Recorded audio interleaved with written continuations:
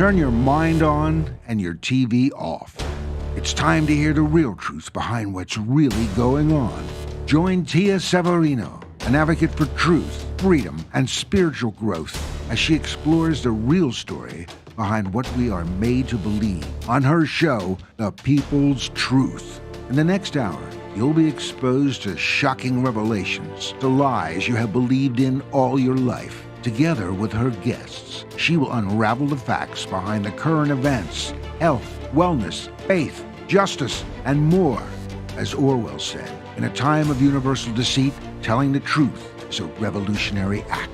Join the conversation, leave a comment, or call in live 678-495-4345. Don't forget to like, share, and help spread the great message out. And now, here's Tia Severino. Hello, and welcome to The People's Truth, where we dig deep into the issues that are really affecting our world. Today, my guest is Adam Ringham, and we'll be talking about digital entanglement. What is your digital fingerprint or footprint? How is your data being harvested, and how is it being used against you? What solutions exist to break free, secure your privacy, and still have access to technology? Adam, my guest today, is a military veteran, activist, alchemist, business professional, health educator, reverend, father, husband, author, humanitarian, combining all his skills to help where he can. I met Adam through Facebook, and I've been following you for quite a while. Adam, welcome to the show. I'm really excited about today's show. We're going to talk about digital entanglement. So to start this off, help my audience understand what do you mean when you say digital footprint or digital fingerprint? I think we made the title of it a little bit more than just even digital footprint or fingerprint into digital entanglement. That everything in your reality is you consciously entangle with either different programs, things, people's ideas, belief systems. All of these things are pieces of things you entangle with. And so your digital footprint goes much beyond just like the actual data and the footprints that you leave behind. It's also the inverse of how much of a footprint does that technology leave inside your consciousness as well, not only karmically, but just how much does it run your actual mental programs that happen during the day, and how much does your digital footprint then come back as a footprint in your mind that shapes your behavior, your actions, your thoughts, your belief systems, and even how your day unfolds versus if it wasn't there. So today's conversation will be a little bit larger, I think, than just a digital footprint. It's more, I like the term of the digital entanglement, because it's a two-way street, not just a one-way one. Well, let's start with the digital footprint or fingerprint, as you said, and let's build out from there. So I think that most of us who have one of these things will admit that I spend way too much time interacting with this interface. And it's not necessarily healthy. You touched on that a little bit about how it kind of comes back into you and becomes part of who you are. But let's just start with what is happening with every single person who has a smartphone. What is happening on the device as far as your information being input into it? Well, the amount of information that goes into your phone, your digital footprint is absolutely anything that enters that phone via audio, video, picture, user interface of typing it in. And oddly enough, even without the tech, like the actually imprinted technology, your thoughts are actually put into the phone to an extent, because we have focused human attention has the ability to collapse quantum waveform functions. Wow. So when you're thinking of something and you think of your phone, so much of our life revolves around the phone. So everybody's got, big tech has lots of it. And there's a convenience aspect to it that I don't mind some of it, of being able to have all my passwords saved, banking, credit card information that I only have to put in like my CCC or CCV device input to be able to do it and speed things up, and be able to just, as you know, like I said, I'm a busy guy. I've got a lot of different hands and a lot of different pots and irons in the fire. To me, there is a benefit to it, but at the same time, a lot of these are this digital footprint of everything about you is being recorded, cataloged, and basically being used to build a psych profile that there's going to have these big tech companies know more about you than you do about yourself most of the time. Especially for people who aren't really paying a whole lot of attention to their internal world. You're very easily manipulatable when it comes to tracking everything that's been going on, that your day can instantaneously be shifted. And we'll come back, we'll circle back into that fancy thing. It's like, we'll use that word circle back, kind of like a later public figure, I suppose. I'm not going to say a celebrity perhaps, but a public figure uses, but we'll actually come back to it versus just talking about it. So your digital footprint is everywhere from where you've been, what you've eaten, what you've purchased, what your passwords are, because so many people have different passwords that are personal, that your password says X amount about your life. And these tech companies, to imagine that they can't just look at what your password is, let's all be real here. NSA, FBI, CIA, I just said a million trigger words, so we're screwed. For the broadcast, every single one of them has access to all of this, to believe that, what is it, half of Americans now have been labeled domestic terrorists because they don't believe the official narrative that's put out. Wow. So every single one of this, all this digital footprint has you cataloged, categorized, psychologically analyzed, profiled, and puts you into different categories of a kind, if you will. So your digital footprint is everything about your emotional aspect, what you do in your daily life, what jobs you're involved in, what your passwords are, how your mind works, how you start your day. These are all pieces of your digital footprint, like and I'm sure we'll come back to it more, of like, what time of the day do you pick up your phone and turn it on and look at it? How long has it been sitting there? That's a piece of your digital footprint that shapes the psychological profile and data tracking that's all kept on everybody. Well, and this is happening even if you don't partake in some of these apps like Facebook, Google and their conglomerate of apps, because a lot of times people don't realize that these apps are all basically owned by the same people. But even if, let's say I went and bought this phone today and I said, I'm not going to use Facebook on this phone. I'm not going to use Google. I'm just going to use it to make phone calls, maybe some email, and maybe some text messages, check the weather, whatever. Check the weather, maybe get some navigation when I'm lost or don't know where I'm going. Those tools I'll use, but literally it's tracking you no matter what. Facebook, even if you don't have an account, Facebook is still collecting data on you. And this is coming out a lot in the news. I don't know if you heard about the bill in Florida where they're coming up against big tech, and Australia and India are also railing against big tech, Google and Facebook, for this violation of privacy. So I think that it's a time when people are starting to maybe pay a little bit more attention. And with the censorship, a lot of people too are also stopping and going, well, wait a minute, what am I participating in without even realizing it? What am I giving up for this convenience factor of having a map and a calendar, a computer in my hand, wherever I go? So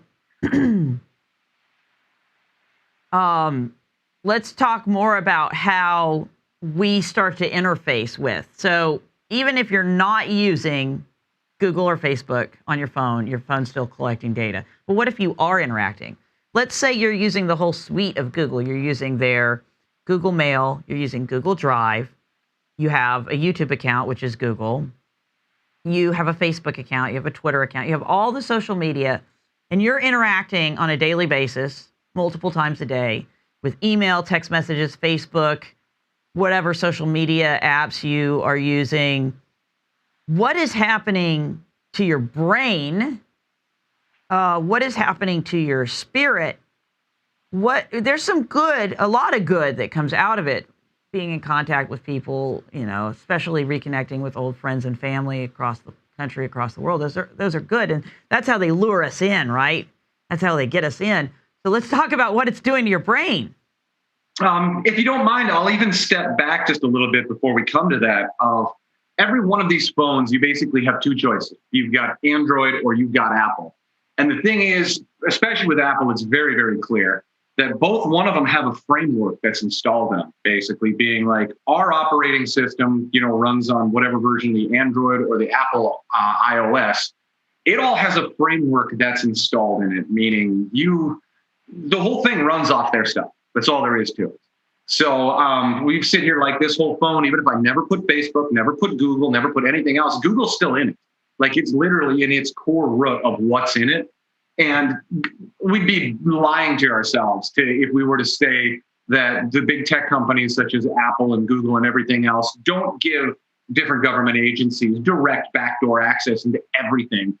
No warrantless. We've got all these things like the hilarious Patriot Act and everything else that, stacks onto that level of by using it, because these large tech companies, they not only harvest the data, but they work in collusion with Big Brother, basically. And it's why they've been getting away with it for so long, because everything is backdoored into these Google framework or the iOS thing. Contact tracing, like you open it up, you don't have a choice. It's on there. But at the same time, the other thing is we could all get mad about it, but we also clicked agree whenever we started our first phone. We clicked the agree button. I mean, South Park, I hate going low vibe like this, but South Park did the episode of the Human Centipede of why can't we get the idiot, why can't we get the subject to read the terms of an agreement? It's like, it's just agree.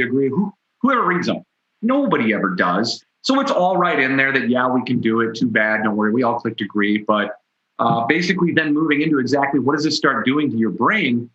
I mean, even I love Carl Jung, so Jungian psychology of your phone now represents in your mind how many different things. And we could get into, we're going to go a little left field here into the spirituality topic of people that have the awakening of different psychic gifts and telepathy and telepathic communication. The thing is, this will be one of the biggest things that shuts off that ability within you, because you believe the only way to communicate with somebody is through this digital device of a kind, or you've got to have some kind of brain implant that moves through it, where telepathy and brain-to-brain communications between human beings, plants, animals, inanimate objects, very, very, very well documented. I mean, to say that it's not real in any way, shape, or form would be just ludicrous. So to what level with each person depends upon their spirituality level. But the more entangled you are with this device for communication, the more spiritually in your brain you are shutting off all these other gifts, because you don't have, your belief system is, that's how I communicate. This, I have to go through this. It can't be talk to another person. That's quantum entanglement works with that. A significant other or person that you share a close relationship with, as you two come into a vibrational sync. It's sympathetic vibratory physics. You're able to know and feel what the other person is thinking or feeling, or even if they're hungry or all of those other things. And we've moved a little bit off topic, so I'll bring us kind of back a little bit. But when it comes to your brain, we've not only got the serotonic and dopaminergic reward systems that Facebook, they have these different algorithms in it that deliberately play off these very common human psychological, phenomena. That basically Facebook will take your first post of the day and give it more likes. And as the day goes on, it'll continuously drop your algorithm. So you continue to interact more and more and more in order to get your little dopamine fix from, I got 1,000 likes or whatever else. And so now, in terms of spirituality, for lack of a better way to put it, this has become your God. And for a better way to put it, because what does your day revolve around? How many likes can I get on social media? How many shares? It's kind of like the whole, I call it the MySpace complex of a kind. Back when MySpace first came out, all of a sudden, inflated, egotistical of, I've got a bunch of people that follow me on social media. I'm a social influencer. Like it somehow has given you magic powers and made, most of the time, and I hate to be like this, but most of the time, you take away that person's social media account, they have absolutely zero value to the world. And so we unfortunately got this artificial, call it the golden calf complex of a kind, that the things that are really important, we've sidelined in the ability, like in exchange for trying to make something on this and something, a digital persona. And also, and unfortunately, it gives us a digital schizophrenia because by using these different things, we can hide from the rest of the world the ugly, nasty pieces of ourselves we don't want to show, and literally portray ourselves in whatever light we feel like. And so it gives us this, like, it's a digital schizophrenia. I have my digital online version of me, and there's the real version of me. And so psychologically, what this ends up doing, it many times will delay the personal work a person needs to do in their shadow work aspect, because they can just not post the dumb stuff that they do. And how, a lot of times you'll see these people with great followers, look at my super happy life. You go visit them, their life is a train wreck. Wow. Their personal life sucks. Their relationships are in disaster. There's no attempt to form a community. I mean, just take a look at people going out to a restaurant, sitting around eating, they're doing this sort of thing. Oh, no. And I'm guilty of it to an extent as well. So I'm not going to say that I'm not guilty of any of this whatsoever. I'm at least willing to admit that it has it has an influence on my life to an extent, that it's a real, keeping the boundary levels on it is just something that I've been working on, just like probably anybody else in the world is. But I'm at least, I guess, big enough to admit that it's like, this is a real thing. And I'm not going to lie to people that I'm not just my personal digital profile. Be like, I got a lot of things to work on in my life. I'm not perfect. I'm cool with that. Amen. And we can all be anyone we want to be online. But what we do have to do right now is take a short little break, and we'll come back and we'll get into more about how your data is being harvested after the break.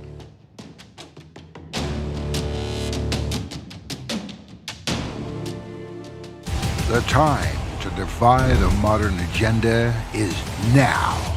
UI Media Network presents Frequency Wars, an explosive new series that examines contentious subject matter pursuing us beyond our five senses. This weekly series discovers the intricacies of imposing issues that challenge our daily existence and question humanity. Provocative and intriguing, we confront the issues and conflicts affecting us on a global scale.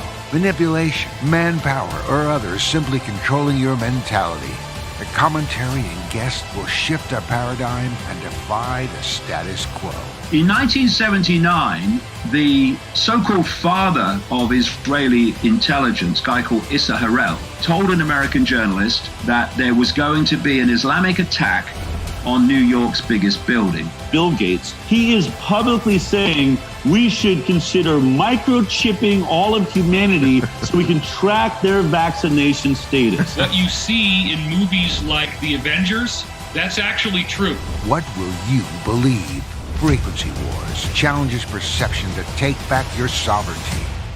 The power and purpose are greater than any of us, but we will test it all. Frequency Wars, the next revolution.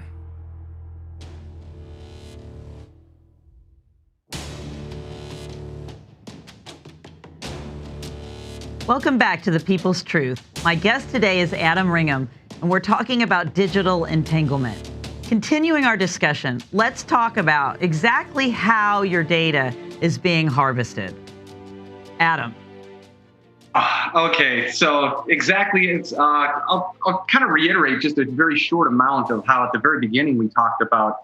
The thing is, well, we love to hate this. We love to blame all these other people. The thing is, we do need to accept a certain level of personal responsibility ourselves to say, we all clicked the agree button.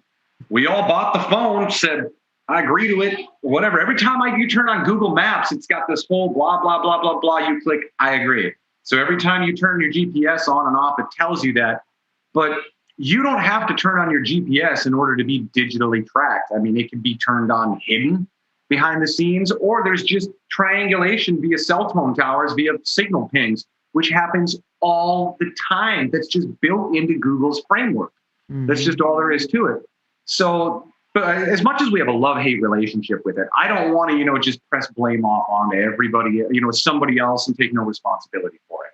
I clicked agree to all of it. And honestly, Facebook, Zuckerberg, Instagram, as much as I dislike a lot of the things that are with it, I also owe social media a giant debt of gratitude, because it also allows me to live an amazing life that my parents, basically, and my grandparents could never have dreamed of. That I have an unlimited amount of information available at my fingertips at any time. I can learn quantum physics, ancient languages, anything I want. I can go onto YouTube and learn how to rebuild my car. So I don't like to spread fear and death and doom everywhere, because that's just, lowering vibration. But there is a reality of personal responsibility that is important, that we all clicked the agree button. And so the censorship and everything else, I don't like it. Is it heavy-handed? Absolutely. But we all clicked agree to it, and we all supported this system, so we created the beast. It's our own fault. So we could sit here and hate on Zuckerberg and all these different things, but at the same time, we're as much to blame as anybody else, because rather than pay $5 a month for a social media network that didn't harvest all our data, we're like, no, it's cool. I don't want to pay $5 a month. Take all my data.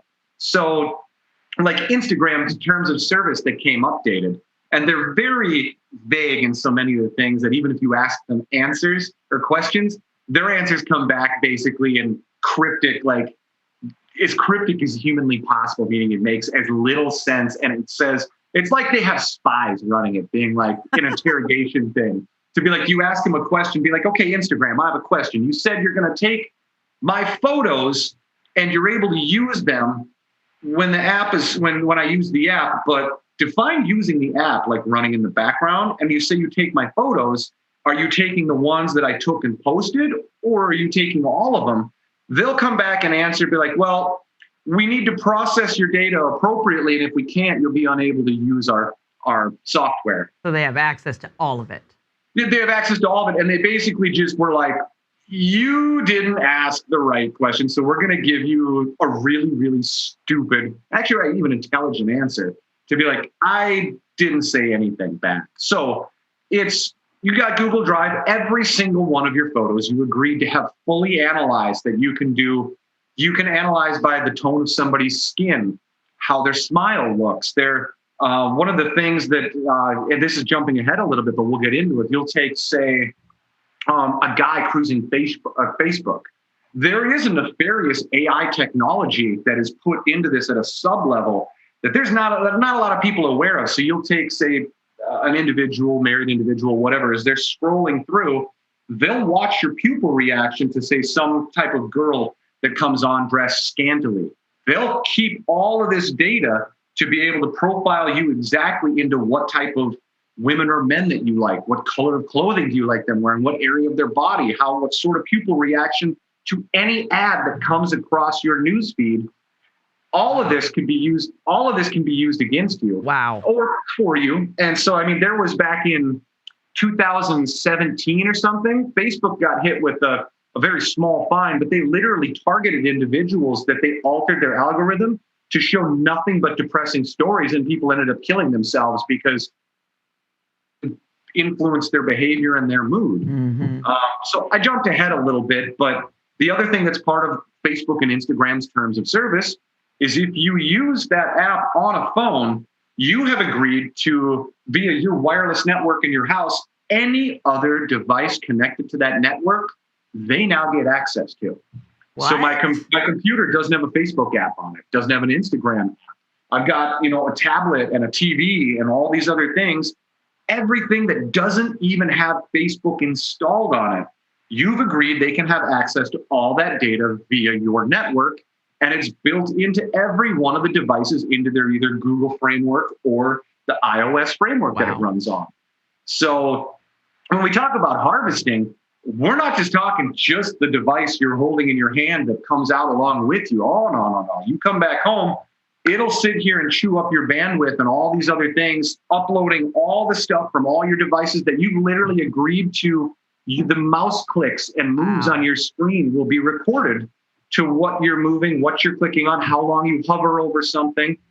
All of this is in their terms of service that you agreed to give them. Wow. So it's, these are things that people don't really pay attention to when they click like I said, the human centipede. Why can't we get them to read the terms of service? And of course they obscure the language into such ridiculous and, extravagant and complicated phrasing as possible in order to say anything they want without saying a thing. It's kind of like a parent and child relationship, and you come home, late. Why were you late? Well, I was just out. It's that same whole thing back and forth.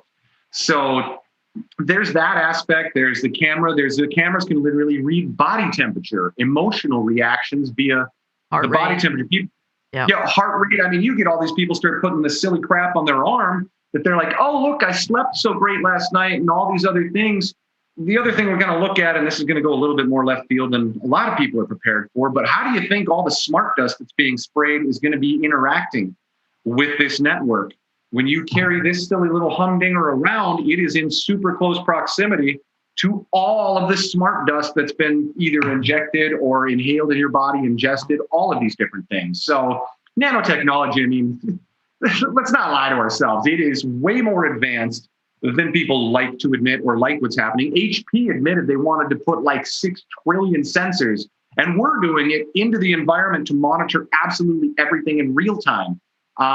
Take like GoPro and these other fancy cameras that are on there, all of them have this little GPS thing that gets turned on. And when you take videos and record it wherever you go, the Department of Defense is 3D mapping every single area of the planet using you.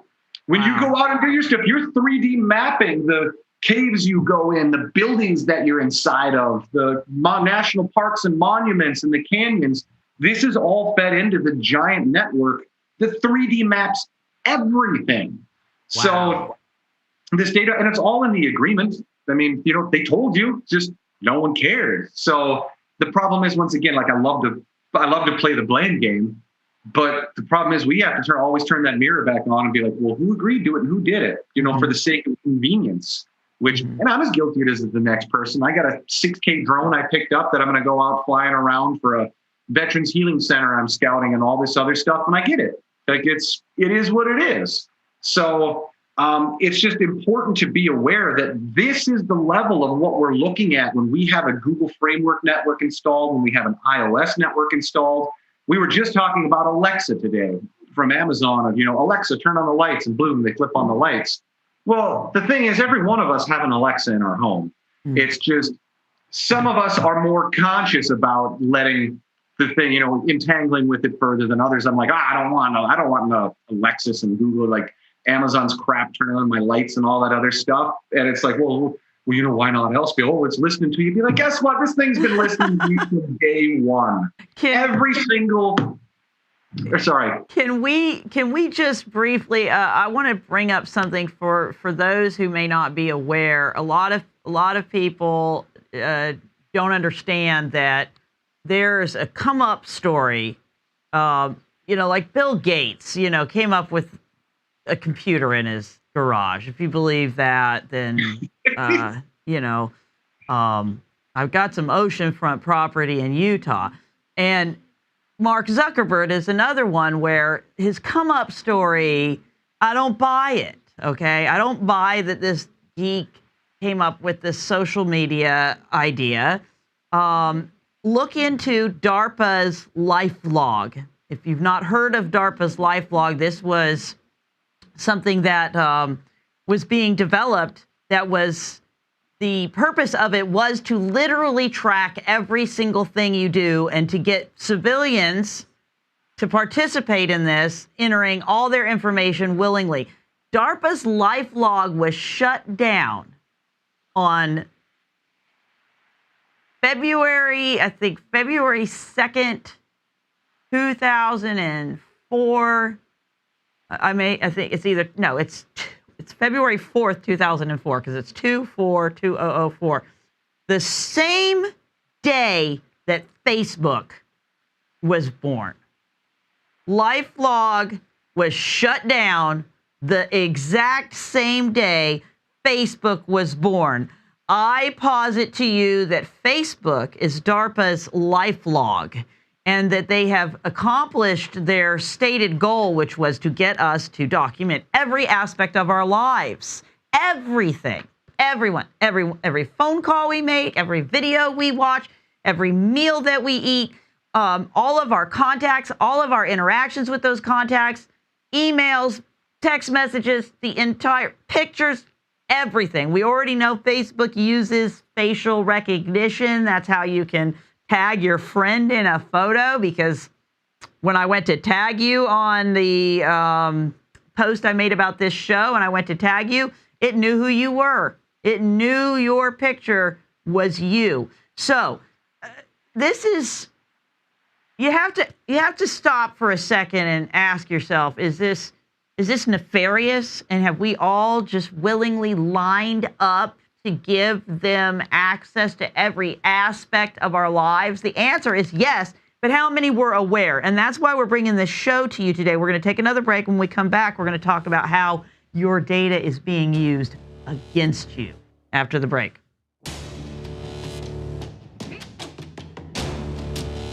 If this content resonates with you, don't forget to subscribe to our channel at uimedianetwork.org to stay updated with our uncensored shows. Also, like and follow us at UI Media Network on Facebook, Instagram, YouTube, Twitter, and almost all your favorite podcasting platforms. Most importantly, if you're being censored on social media, write to us at contact@uimedianetwork.org to get your message out. And remember, keep raising that frequency.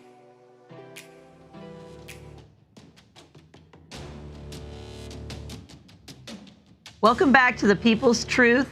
I've been talking about digital entanglement with my guest, Adam Ringham. Now let's get into how your data that's being harvested is being used against you. Adam.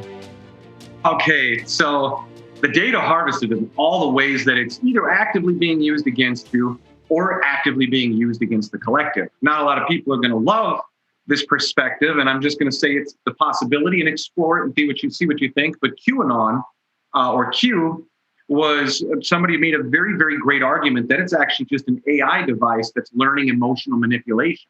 So emotional manipulation via AI, the Tavistock Institute, it's nothing new. This social engineering that's happened has been a long-term research for a very, very long time, because there's a lot of people who don't have the best intentions at heart, want to know how to manipulate people. So like myself, that was in the vaccine awareness world. If I were a big pharma company and I wanted to say, okay, there's all this damning evidence against vaccines, how do I find it all? I could spend huge sums of money and go look for it myself, or I could tag the people that are intelligent, that do the work, and that are anti-vaccine, for lack of or vaccine awareness advocates, and just follow all the articles that they post and say, let's earmark these and let's do it for a number of years. And then you'll notice that PubMed did this giant overhaul not terribly long ago. Guess how many of the articles were suddenly magically removed from PubMed? A whole bunch of the ones that they just used data sourcing and data mining. Like there was this game called Fold It, where people would sit here and do the digital protein folding as a game and everything else. This was just AI, digital mining of the slaves to do the work for these big data companies so they could understand how proteins folded, how to create bioweapons from them, how to create, digital biomechanical hybrid Morgellons type things to be able to get these proteins to fold and interact and create, the transhumanism Morgellons type deal. This was all of this is being used against you. There's a bunch of pharmaceutical companies that there's a ton of people out there that have wonderful natural health awareness.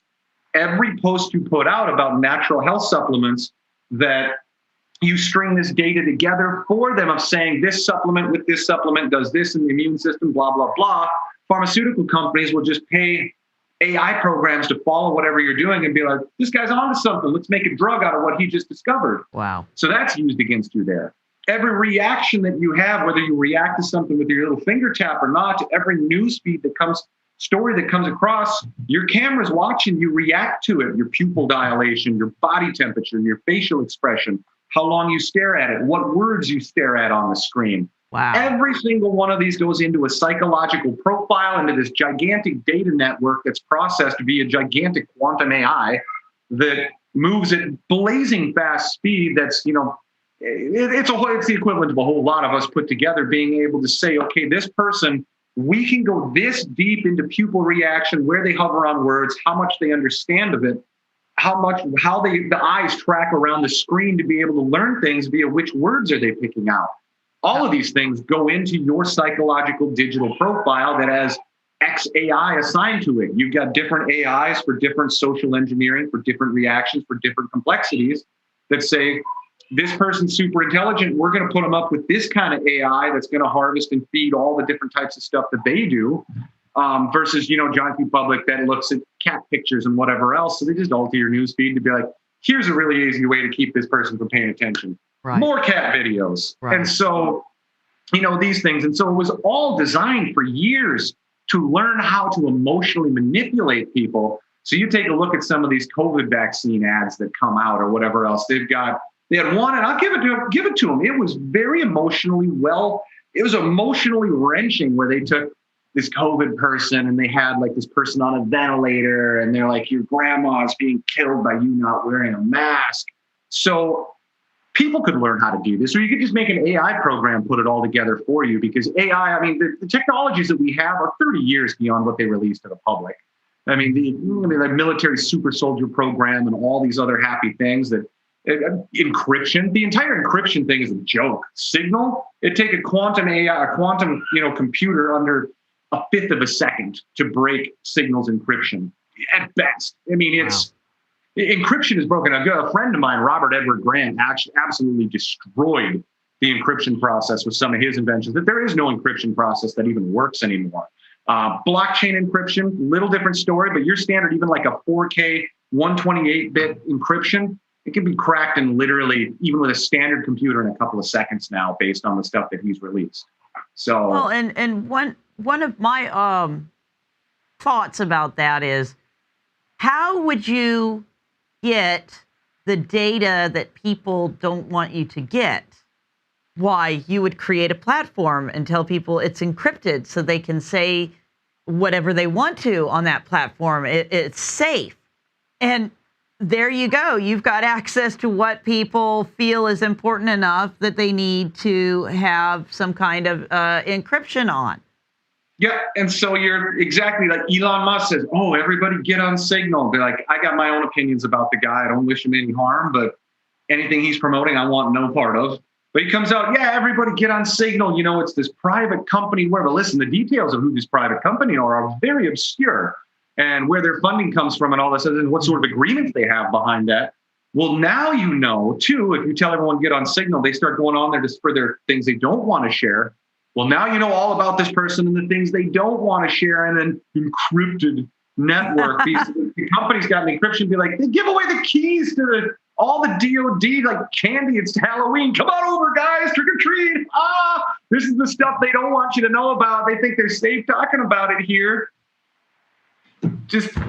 It's how it's used to get. I mean, it's not even that difficult to wrap your mind around. It's just, nobody slows down and pays attention, because I'm very in touch with my shadow half.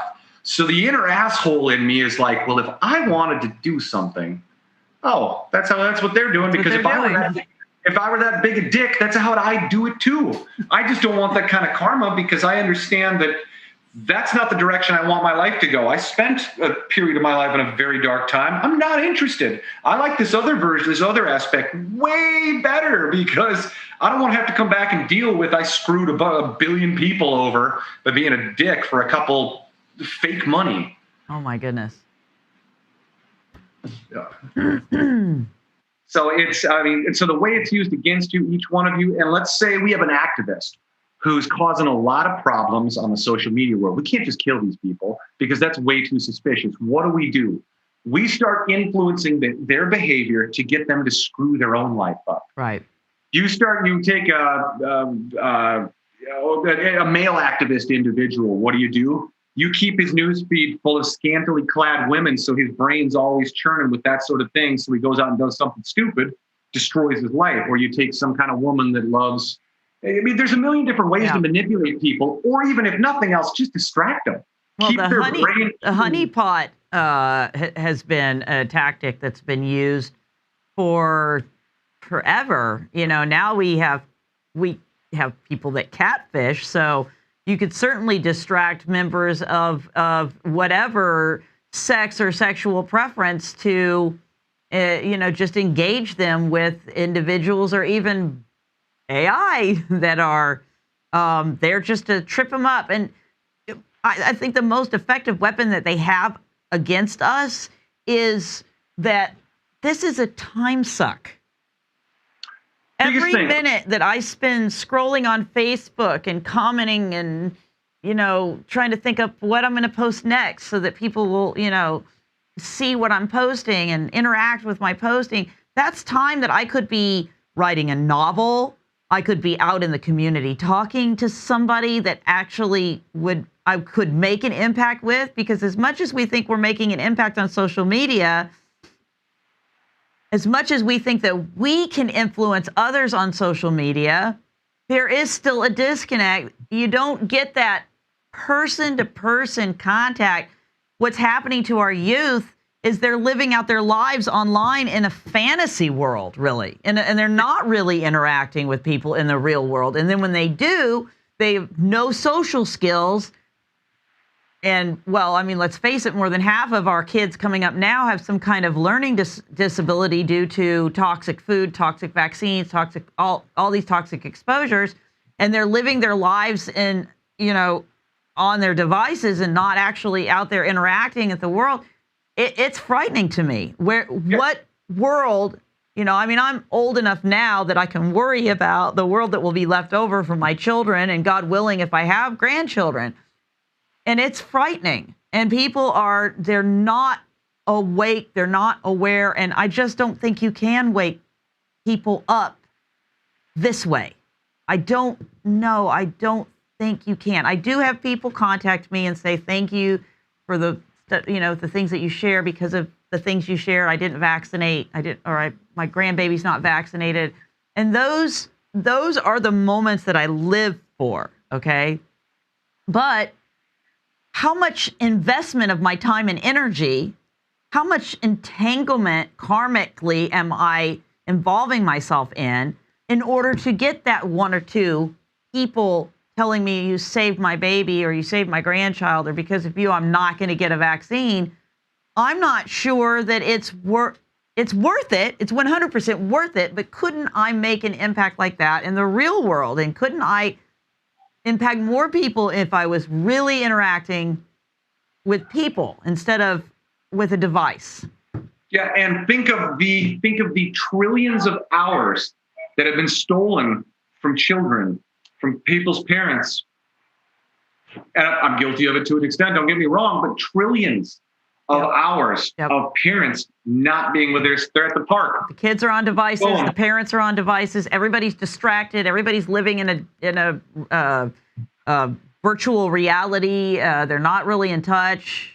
The digital schizophrenia is pretty much what it is. If it's a bipolar disorder, one of the biggest things that's used in MK Ultra techniques is, in order to make the mind control strict, they have to fracture your personality. Mm-hmm. And you can do that through trauma, or let the person fracture their own personality because they can't identify.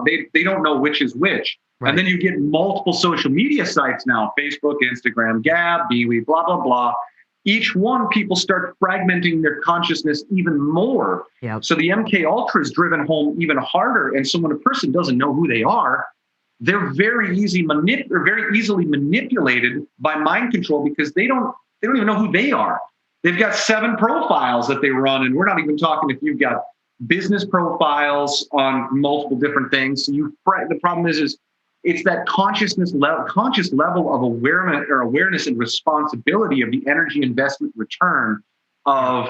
It's one thing if you're going out, putting the information out, providing a service, but then there's also, you have to weigh how much did it just take from you, and how much, if you have to go across all these different things, right? How much is your personality of who you are fragmenting, and how much are you ignoring your shadow work because you're busy staring at the front of thing like this of, these are all the ways that they're being used against them. Just like you said, even the honeypot, you don't even have to get the person to go out and do anything. If you have chewed up their attention and left a little program running in their mind that took away all this energy that they could have been doing something else, they won anyway. It doesn't matter. Exactly. They don't have to kill activists. They don't have to kill doctors and scientists to silence people.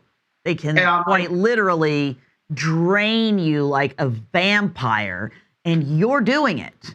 You are literally taking the IV and sticking it in your arm and handing, here, just take my energy, take my blood, take my life, take everything. I'm giving it to you willingly. And I know we've touched a little bit on, there's, some sad stories out there about people being bullied or harassed online, or they lose their social media following and they commit suicide. How many relationships have been destroyed? How many children don't have their parents? How many parents don't have their children? How fractured will those relationships be? This is all so distressing. But don't worry, because we got one more break. And when we come back, we're going to get into a solution that I think everybody is going to be grateful to hear about after the break.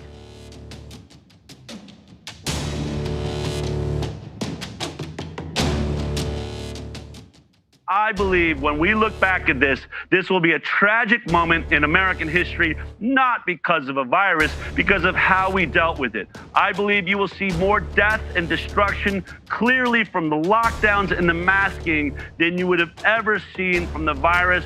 But frankly, in a free country, I should have been allowed to choose. If Ebola is sweeping the nation, if I want to take my risk with it and see if I can develop immunity, that is my choice. And if you're afraid of it, that's your choice. There should be devices and ways that you can hide if that's how you want to deal with it, but you cannot force me to suffer your hypochondria. You cannot force me to not breathe the air on the planet we live on. It is not right.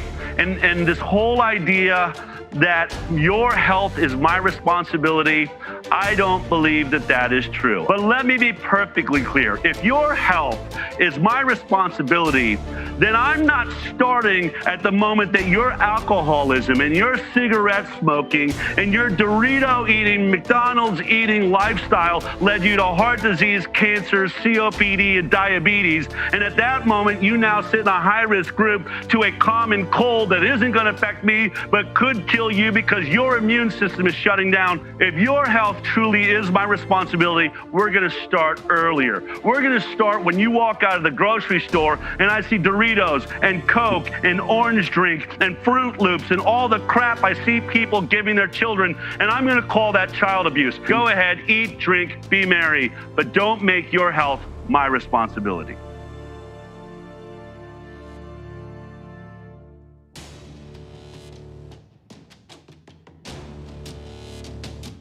Thanks for sticking around to watch this episode of The People's Truth with Tia Severino. If you're enjoying this show, you'll want to head over to UI Media Network for more uplifting, thought-provoking, and insightful programs. Tune in on uimedianetwork.org and live, well, I can't say that anymore, can I? Because we are vaxxed. UI Media Network, we've been taken off of Facebook. We've been taken down from being able to stream on YouTube or upload, but we're still on uimedianetwork.org, Spreaker, and almost all your favorite podcasting platforms. So please get to uimedianetwork.org and sign up. With social media overlords censoring the truth at every opportunity, we need your help getting these shows out to the public. So please share this content with your friends, family, and wider social network. Following. In a time of universal deceit, telling the truth is a revolutionary act. So please keep tuning in to get the uncensored, unscripted truth. And now back to the final segment of the show where I always like to bring the solution. Adam, we've been talking about digital entanglement. Now let's discuss what solutions exist to break free, secure your privacy, and still have access to technology. Okay, there's a number of solutions that are out there, but the best one that I have found by far, there's a revolutionary new company that's called Clear United and has a plan that's called ClearCell. And what they've done is they've basically taken the main phone manufacturers to an extent, and I say to an extent because they're careful in who they worked with to ensure that only X amount of things are being installed in the phone. So it's not just like every other phone manufacturer that just installs all the back doors and all the phones, no matter what you do. But ClearCell created a blockchain encrypted cell phone network that it uses the standard cell phone networks that we have. Because as much as I would love if we could just put up all our own different cell networks that didn't have psychotronic weaponry installed into it and the ability to, target and beam radiation and kill people with cancer and all these other things by EMF targeting. I would love that, but we're not at that point yet. But what we do have is a company that they basically, because the Android system it is an open source, and it doesn't become a problem really until the Google Framework Network is installed into it. Then it becomes the issue, because then all the back doors have been put into it. That's when it becomes the issue. The Android system on its own is not a problem. It doesn't come with all these other back doors. So ClearCell created basically an entirely new phone company that you do need to get a different phone, because every other phone that you buy comes with that Google Framework Network installed in it, or the iOS network, which has all the problematic backdoors that your phone is constantly being pinged from all the cell towers, so your movements are tracked even when your GPS isn't on, even if you don't have Facebook installed. All of those different things, and it's an actual level of encryption that I'm not going to delude anybody to say it's unbreakable. There is no such thing there is one thing, but that's Robert's stuff. That's not for today. But it's much, much, much more difficult and would chew up way more resources, because with the blockchain network, it's constantly changing, that even if you break it once, it's not an open door the entire time. You have to re-break into it. So they do a blockchain encryption that you and I are all part of the encryption network ourselves. And they created a phone company that basically everything is stored on this company's servers. That's all blockchain encrypted, that this company, they don't have access to any of it. They don't have the keys to it. So if the DOD comes to them and says, we need what's on this person's phone, they can go, I can't help you. I literally can't do anything. I don't have any of it. You can serve me all the warrants you want, but I'm going to come back to you and say, here's our servers, have fun with it. We can't get in, so neither can you, without spending an exuberant amount of time with a quantum AI technology that just does a force, a force attack to finally get into it for X amount of time. And so this is kind of where we're going with it. And with the solution to them, when you're supporting something else, we could sit here and we could argue all day long and we could hate big tech and all these other things. But the problem is, if we're still buying their products, we are part of the problem. Right. We're keeping the beast alive. We're the ones that created it by continuing to support it and pay it. Yep. When we opt out of it, we've now moved into a new set of karma that once you know better, you have to do better. Right. If you know that every time you pay your cell phone bill and everything else, it's going to support big tech companies and these other things, and giving them readily all this data, all this control, all this mining, all of the things that you're getting. If you were part of that problem, you can't bitch about it. Right. Because you're still in it. And now if there is not another solution and you're doing the best you can, that's a different story. Right. But when a different solution does come along, at some point you have to weigh the karmic consequences and say, okay, at what point do I then opt out of that entire thing to say, basically this offends me so badly, I can no longer be part of that. Right. And this comes down to all these contracts and agreements. And it's a thing called disgust. It's one of my favorite emotions, is disgust, because disgust is motivating. Mm-hmm. If you're just like pissed off a little bit, like if I came in to your house with like some muddy shoes and got some dirt on your floor, you could ignore it for a while. Be like, it's like I got kids, the floor is dirty, no problem. But I come into your house and I puke on the floor and it's disgusting. You fix it right now. So this disgust emotion is wonderful to say, this disgusts me. This big tech stuff disgusts me.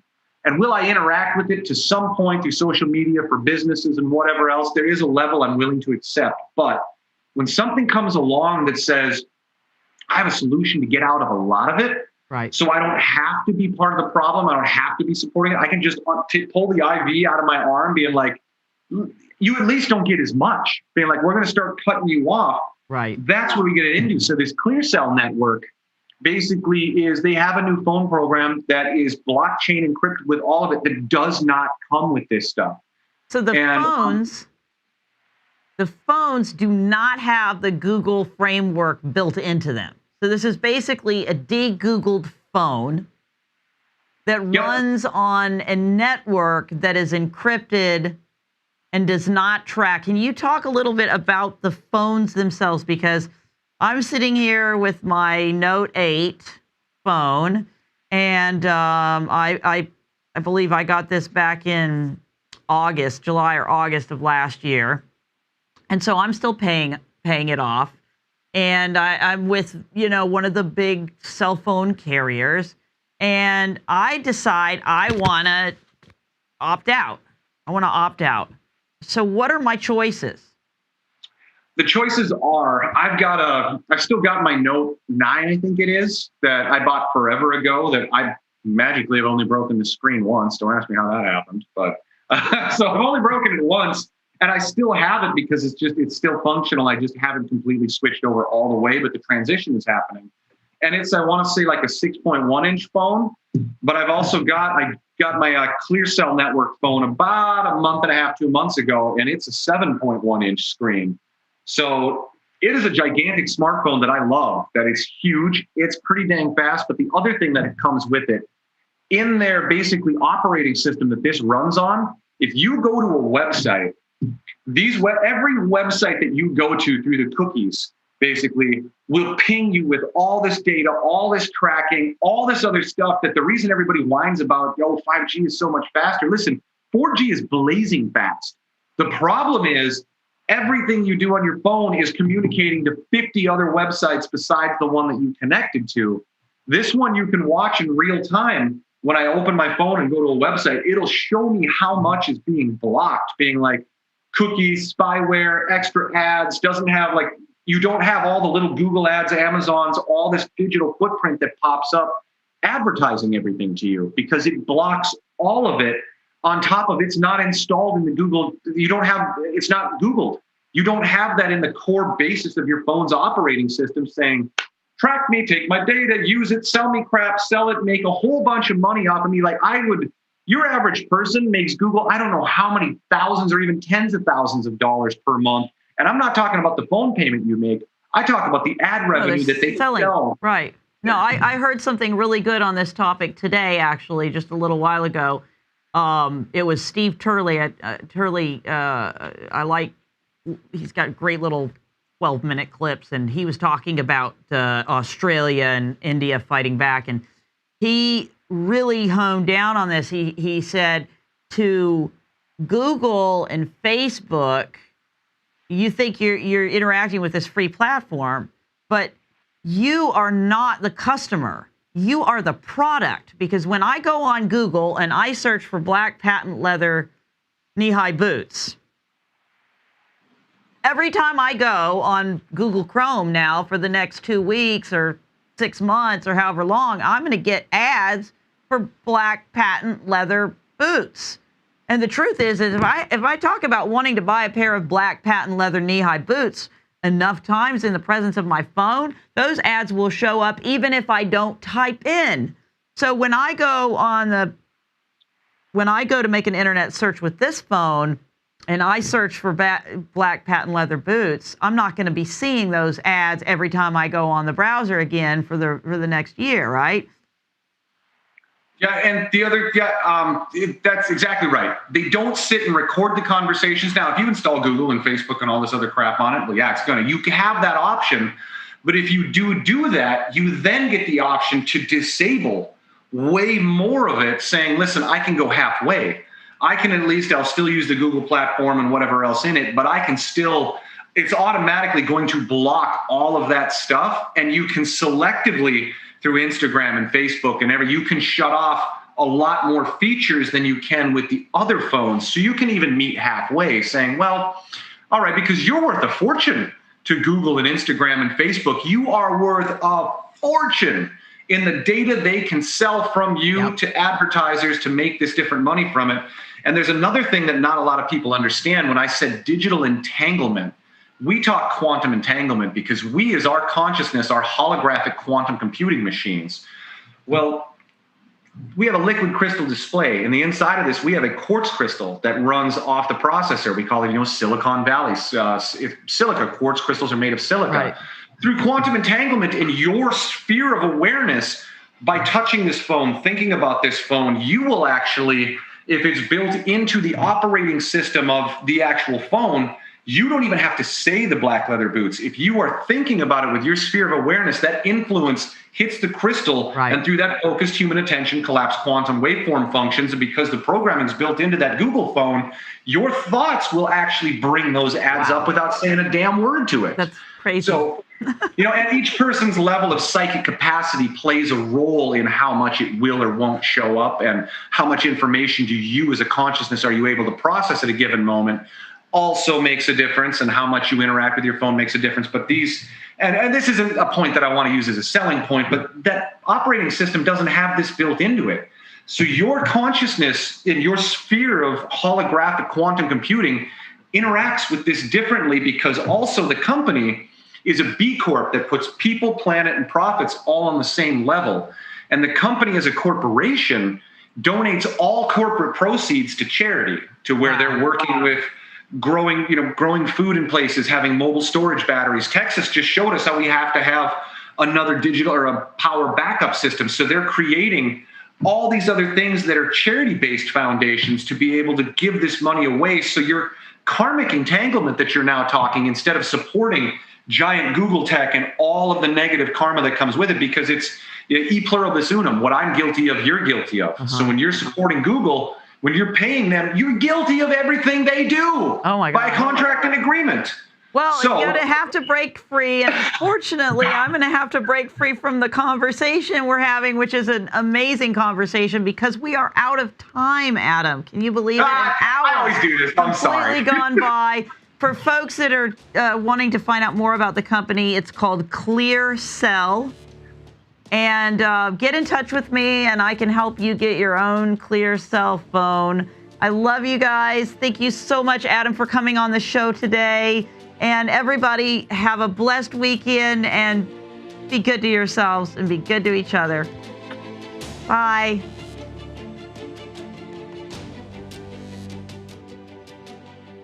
Whoa, my mind has officially been blown wide open. As yours? Keep sharing the show and join us in our mission to educate the world with uncensored truth. As they say, together we are stronger, our voices louder, and the synergy of our actions more powerful. If you have any comments or questions for Tia and her guests, send us an email at contact@uimedianetwork.org. Until then, stay safe, stay tuned. The UI Media Network and its associates take no responsibility for the opinions and statements made by the talk show hosts or